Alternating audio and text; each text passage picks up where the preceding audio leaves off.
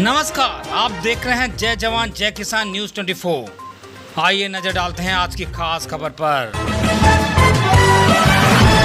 विधानसभा सिकंदरा 2003 से कांग्रेस से संभावित उम्मीदवार सतीश सिंह नायक बंजारा से जय जवान जय किसान न्यूज 24 के संपादक ने की खास मुलाकात।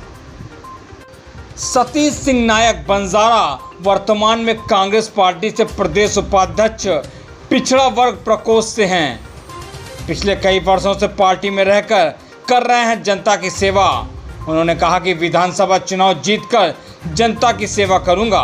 अगर पार्टी मौका देगी तो जनता की सेवा जरूर करूंगा। सतीश नायक बंजारा ने बताया कि इस बार मुकाबला भाजपा से है। देखिए सतीश सिंह नायक बंजारा के साथ संपादक गौरव यादव और सचिन दुबे की ये खास मुलाकात।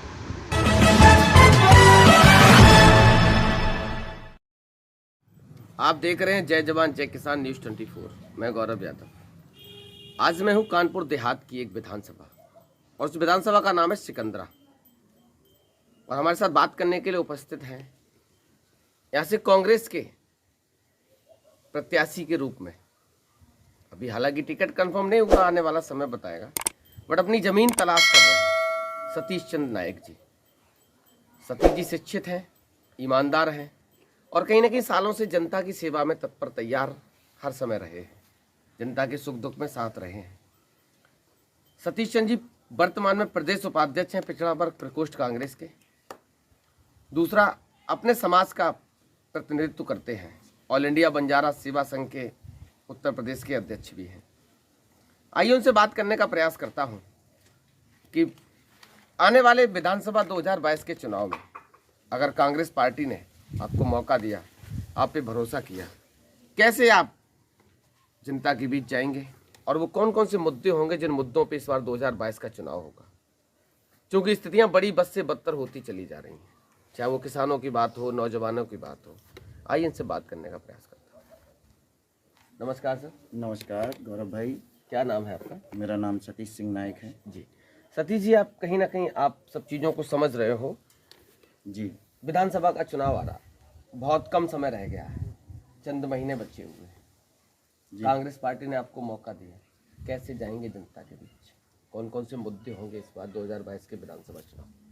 सबसे पहले गौरव भाई मैं आपको बताना चाहता हूँ कि जनता इस समय परिवर्तन चाहती है उत्तर प्रदेश का जी। क्योंकि ये भारतीय जनता पार्टी का जो शासन है एक ऐसा शासन है जिसको तानाशाही अपन बोल सकते हैं जी। सबसे पहले कुर्सी संभालने से पहले इन्होंने गंगा जल की तरह, जैसे गंगा जल छिड़कवाया अपने कमरे पे, अपने आवास पे हमारे सीएम साहब जी ने। इसके बाद सबसे पहले शिक्षा कर्मियों पर अटैक किया इन्होंने। 1,72,000 शिक्षा कर्मियों को इन्होंने निकाल फेंका। जो भी भर्तियां उत्तर प्रदेश में निकाली गई केवल कागज़ों पर सिमट कर रह गई, पहुंचा दिया। हमारी जनता त्रस्त परेशान हो गई है और भारतीय जनता पार्टी से सारी जातियां, सभी जो भी लोग हैं उत्तर प्रदेश के, सभी लोग दुखी हैं। इसलिए यहाँ की जनता परिवर्तन चाहती है। मुझे सर, कहीं ना कहीं आपने देखा पिछले 32 साल का वनवास है कांग्रेस का, क्या आपके लिए इतना आसान है? देखिए, आसान तो कोई भी चीज़ नहीं होती। देखा जाए, निष्ठापूर्वक कर्तव्य को अगर इंसान अपना निभाए तो कोई भी काम आसान नहीं। ऐसा नहीं है कि जो संभव हर काम है। सिर्फ आदमी को अपने निष्ठापूर्वक कार्य पे कर्म करना चाहिए अच्छी तरीके से, तो निश्चित रूप में सफलता प्राप्त होती है।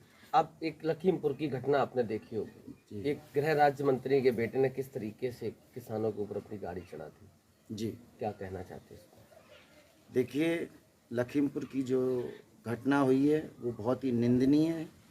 उसकी तो हम घोर निंदा करते हैं और हम तो बस इतना ही कहना चाहेंगे कि ऐसे जो कैबिनेट राज्य मंत्री हैं इनको तत्कालीन अपना इस्तीफा दे देना चाहिए और ऐसे बच्चों का कभी समर्थन नहीं करना चाहिए, चाहे वो किसी भी मंत्री का बेटा क्यों ना हो, दूसरी बात हम ये कहना चाहेंगे कि सत्ता की आड़ में इंसान को कभी अपने पुत्र के मोह में कभी धृतराष्ट्र नहीं बनना चाहिए, और सरकार उसको चाह रही है हटा नहीं रही है। क्योंकि धृतराष्ट्र बन के ही हमारे मिश्रा जी ने अपने बच्चे को इतना बढ़ा दिया और आज उन्होंने इतना बड़ा हादसा कर दिया, और केंद्र सरकार और राज्य सरकार पीछे हाथ करके उनका मदद कर रही है। सर एक सवाल और बहुत गंभीर, अब देख रहे हो पिछले 10वां महीना चल रहा है, किसान आंदोलन कर रहे हैं, चाहे यूपी बॉर्डर हो, दिल्ली बॉर्डर हो, हरियाणा बॉर्डर हो, यूपी बॉर्डर हो, सरकार की कान पे कोई जू नहीं रेंग रही,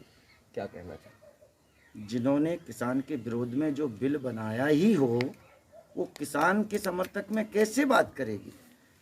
हम चलो ये बोलते हैं कि जो भी संवैधानिक तौर में पार्लियामेंट में पास हुआ, राज्यसभा में पास हुआ, राष्ट्रपति जी ने भी सिग्नेचर कर दिया, मानते हैं चलो, लेकिन जो किसान उस चीज़ को नहीं चाह रहा है तो हमारे आदरणीय प्रधानमंत्री जी को उनके बीच में जाके उनकी समस्याओं को सॉल्व करने का कोशिश करना चाहिए। लेकिन जो तानाशाही सरकार के नुमाइंदे जो हैं, हम दो और हमारे दो वाले, ये केवल और केवल की राजनीति में हो रहा है आज, क्योंकि केंद्र में कुछ और बोला जाता है और करते कुछ और हैं। ऐसे ही इन्होंने CA NRC लागू किया, ऐसे ही इन्होंने नोटबंदी जल लागू की, ऐसे ही इन्होंने कोरोना, चलिए आपातकालीन था, ऐसा समय था कि देश विपत्ति में था, लेकिन किसी प्रधानमंत्री को ऐसे निर्णय नहीं लेना चाहिए था, जो कि बहुत सारे लोग बेघर हो गए हैं, बेरोजगार हो गए हैं, उनको जमीन तलाश नहीं मिल रही। और आपने भी प्रशासन की बात करी, आपने देखा किस तरीके से प्रियंका जी लखीमपुर जाने के लिए उनका पूरा काफिला तैयार हुआ, प्रशासन ने किस तरीके से अभद्रता की? देखिए, प्रशासन को तो हम केवल इतना ही कहना चाहेंगे, हम बस इतना ही कहना चाहेंगे प्रशासन को, प्रशासन होता है शासन के अधीन और शासन के ही इशारों पे प्रशासन काम करता है। आज अगर सरकार बीजेपी की है, कल और किसी की भी आ सकती है। सरकारें तो आती जाती हैं, सरकारें आती जाती हैं, लेकिन प्रशासन वालों को भी थोड़ा सा हर चीज़ को, क्योंकि पढ़े लिखे लोग ही प्रशासन के अधिकारी, बड़े बड़े अधिकारी बनते हैं, उनको ये तो बहुत गंभीरता से सोचना चाहिए कि शासन दल बदलता रहता है, कभी किसी की सरकार आती, कभी किसी की, लेकिन मानवता को, प्रशासन को नहीं भूलना चाहिए। बस हम इतना ही उनके लिए संदेश देना चाहते हैं, सच्चाई को परखने की कोशिश करें। कांग्रेस का संगठन बहुत कमजोर है उत्तर प्रदेश में, क्या लगता है आप? ऐसा है कि शासन, जैसे आप बोल रहे हैं संगठन कमजोर है, था कहीं ना कहीं बनारस में आपने दिखाने का प्रयास भी किया कि हमने अब बनारस हम में ही नहीं, हमने खाली वो एक टेलर दिखाया बनारस में।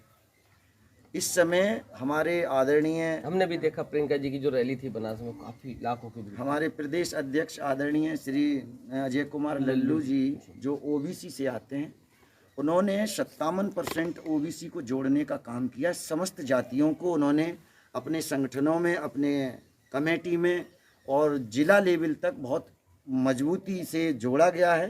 प्लस हमारी आदरणीय श्रीमती प्रियंका गांधी जी ने हर समाज के डेलीगेशन से मुलाकात की और उनकी समस्याओं को निवारण करने का सभी लोगों को वादा किया। हमें भी उसमें बंजारा समाज का एक डेलीगेशन बुलाया और हमारी 29 तारीख को मुलाकात हुई और 29 तारीख में हमारी बातों पर अमल किया गया और हमारी जो भी मांगे हैं घोषणा पत्र में भी निकालने का।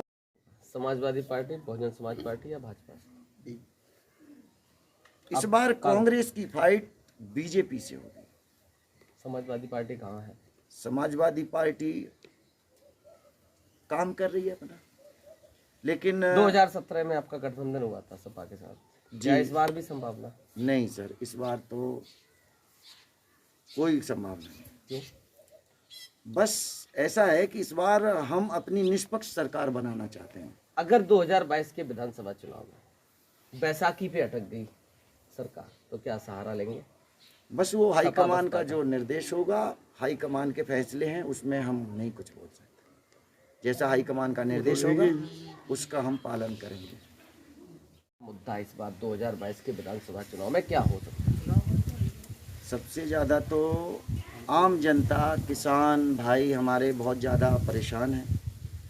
यहाँ खाद को ले लो, चाहे हमारी बिजली कटौती को ले लो, बिजली के रेट को ले लो, पूरे भारतवर्ष में अगर बिजली सबसे महंगी है, जो बिजली सबसे महंगे दर पे मिलती है, तो वो राज्य है उत्तर प्रदेश। कहीं ना कहीं आज से जब भाजपा की सरकार आई थी उससे पहले 350 रुपये एक बिल आता था, अभी आज 900 रुपये है। किसान बहुत परेशान, हर किसान परेशान है। और जिस प्रकार इन्होंने ये कानून बनाया और अभी 2000 का जो लोगों को लालच देती ही है सरकार, और साथ में DAP और गाड़ी का पेट्रोल डीजल, ये जितना महंगा है ये, और ये आवारा जानवर, ये सारी अगर जनता ने 2022 के चुनाव में, विधानसभा चुनाव में पार्टी को अच्छी स्थिति में पहुंचाया, अच्छा जनादेश दिया, कौन बनेगा मुख्यमंत्री? प्रियंका जी? हो सकता है, क्योंकि हाईकमान क्या जो फैसला लेगी वही होगा। यहाँ तक अभी हमने ना सोचा है, हाईकमान जैसा फैसला करेगी उस पर हमें अमल करना है। अच्छा, एक चीज़ और आपसे कहना चाहूँ, देश की जो संपत्तियाँ हैं जी चाहे रेलवे की बात करो, प्राइवेटाइजेशन हो रहा है। जी। अभी कोयले की, बिजली की आप स्थिति देख रहे हो, पिछले काफ़ी दिन से कोयला संकट आ रहा देश पे, क्या कहना चाहते? अभी पिछले वर्ष में हमारे मोदी जी के एक स्पीच में कहा गया था कि देश में भरपूर कोयला है, बिजली की कोई कमी नहीं है हमारे देश में, और अभी तो 8 ही महीना हुए हैं और कोयला ख़त्म हो गया देश का। तो ये सारा क्या है, ये जो प्राइवेट हुआ है सेक्टर, क्योंकि काफ़ी ये जो प्राइवेट जो इन्होंने किया है, बिजली उत्पादन पे प्राइवेट कर दिया, रेलों को बेच दिया, और हमारे गैस पाइपलाइनों को बेच दिया, और हमारे जो बड़े बड़े सेक्टर थे जो कि आम जनता को रोज़गार के बहुत अच्छे संसाधन थे, उन्हीं सेक्टरों को भारतीय जनता पार्टी ने बेचने का काम किया। इस बार जैसे 2022 का चुनाव आ रहा है, बहुत नज़दीक आ गया, अखिलेश कह रहे हैं 400 सीटें। अभी मायावती जी की रैली थी कुछ दिन पहले अम्बेडकर पार्क लखनऊ में, वहाँ भी लाखों की भीड़ थी। परसों अखिलेश घाटमपुर में, जालौन में रथ यात्रा लेके निकले थे, वहाँ भी बहुत भीड़ थी। प्रियंका जी के कार्यक्रम में भी बहुत भीड़ थी। इस बार कुछ समझ नहीं आ रहा। इस बार जनता मूवी दिखाती रही है टेलर के रूप में, इसी तरह यहाँ की जनता इस बार भारतीय जनता पार्टी को बहुत बड़ा एक एक्शन दिखाने वाली है। इसलिए वो गुमराह कर रही है जनता भारतीय जनता पार्टी को, और लास्ट में उनका कहीं उनको ज़मीन भी खोजने से नहीं मिलेगी। भारतीय जनता कितनी पार्टी, सीटें आएंगी कांग्रेस की इस बार? ये तो जनता के ऊपर है, लेकिन हम अपना प्रयास पूरा कर रहे हैं, क्योंकि हम लोग चाहते हैं कि अगर जहाँ तक हमारे राज्यों में, जिस जिन राज्यों में सरकार है कांग्रेस की, वहाँ काफ़ी उपलब्धि लोगों को मिली है, काफ़ी रोज़गार मिले हैं, और वहाँ के सभी आम जनता वहाँ हमारी सरकार से खुश हैं। तो हम भी चाहेंगे कि जनता के बीच में हम आएँ और उनके लिए हम कुछ करें, अच्छा करें, नेक करें। आने वाला एक पर्व है दीपावली, बुराई पे अच्छाई की जीत। विधानसभा की जनता को क्या शुभकामनाएं देना चाहते? हम हमारी समस्त विधानसभा क्षेत्र के लोगों को और हमारे उत्तर प्रदेश वासियों को हम दीपावली और दशहरा तो निकल ही गया, दीपावली, धनतेरस की, भाई दूज की सभी देशवासियों को शुभकामनाएं। बहुत बहुत धन्यवाद सर हमसे बात करने के लिए। हमारी तरफ से भी आपको शुभकामनाएं कि कांग्रेस पार्टी पहले आपको मौका दे, उसके बाद आपकी विधानसभा की जनता आपको मौका दे। हमारे साथ उपस्थित थे सतीश नायक जी, सिकंदरा विधानसभा से कांग्रेस के प्रत्याशी के रूप में अभी हैं। आने वाला समय बताएगा कि जनता क्या फैसला करेगी। हालांकि हमें भी आशा है, उम्मीद है कि जिस तरीके से अपने समाज का नेतृत्व कर रहे हैं उस तरीके से जनता मौका देगी। पहले इनकी पार्टी इनको मौका दे, उसके बाद हमें भी पूरा विश्वास है कि जनता भी मौका देने का काम करेंगे। जिस तरीके से सतीश जी ने बताया कि आने वाला विधानसभा 2022 का चुनाव इस बार बेरोजगारी और किसानों के मुद्दे पर होगा। हाँ, ये बात भी सही है, कहीं ना कहीं किसानों की जो स्थिति है आज देश में, वो शायद पहले कभी नहीं रही, और ये हमारा देश का दुर्भाग्य है। न्यूज़ 24 की तरफ से सतीश जी को, विधानसभा की जनता को आने वाले पर्व दीपावली की बहुत बहुत बधाई, बहुत बहुत शुभकामनाएं। धन्यवाद। पल पल की खबरों को देखने के लिए जय जवान जय किसान न्यूज़ 24 के चैनल को लाइक, सब्सक्राइब और शेयर जरूर करें।